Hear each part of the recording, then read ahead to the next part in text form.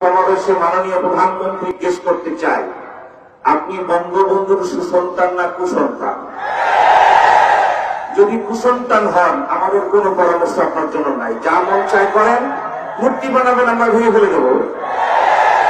আর সুসন্তান যদি হয়, আমাদের পরামর্শ হলো মূর্তি না বানিয়ে উলামায়ে কেরাম যেভাবে প্রস্তাব করেছেন আসমাউল হোসনার মিনার বানার, অথবা আপনার অত্যন্ত প্রিয় রাষ্ট্র ভারত, আপনি ভালো করে জানেন ভারতে যে কোটি কোটি পর্যটক আসে অল্প কয়েকটা জিনিস দেখার জন্য মানুষ ভারতে যায়। Taj Mahal, Qutub Minar, India gate. তো আপনি একটা মসজিদ মিনার তৈরি করেন এবং সেই মিনার 360 ফিট উঁচু করেন।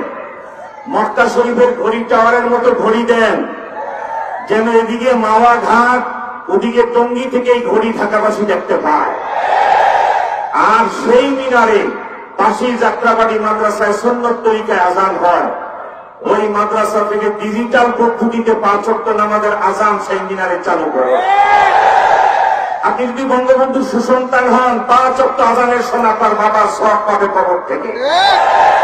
আর মূর্তি যদি বানান, পারবেন না, চ্যালেঞ্জ করে বলছি। এয়ারপোর্ট গোলচক্কর মোস্ট ইন্টারন্যাশনাল পয়েন্ট, সেখানে মূর্তি বানায় রাখতে পারেন, ভেঙে দিয়েছি।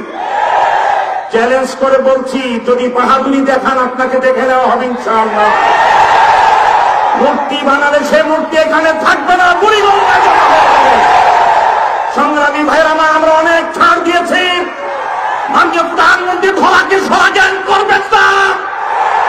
এই দেশ আপনার বাধ্যতার একে নয়। মসজিদের শহর ঢাকা মূর্তির শহর বানাতে দেব না, দেব না, দেব না। মূর্তি বানিয়ে দেখুন, 24 ঘন্টার ভিতরে সে মূর্তি বুড়িগঙ্গায় জমা হবে ইনশাআল্লাহ। মাননীয় প্রধানমন্ত্রী, ভোট ছাড়া যদি প্রধানমন্ত্রী হতে পারেন, মূর্তি কিভাবে ভেঙে দিতে হয় সেটার অনুভূতি আমাদেরকে শিক্ষা দিয়ে গেছে। সময় মতো দেখবেন মূর্তি কিভাবে ভাঙা হয় ইনশাআল্লাহ।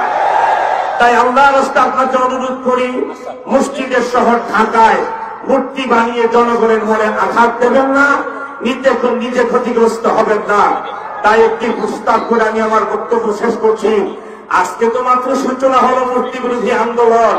মাননীয় প্রধানমন্ত্রী সূর্য উঠতে দেখবেন, ডুবতে দেখবেন না ইনশাআল্লাহ। অপেক্ষা করে না, মূর্তির সাথে কোনো আপন বাংলার মুসলমানেরা করবে না।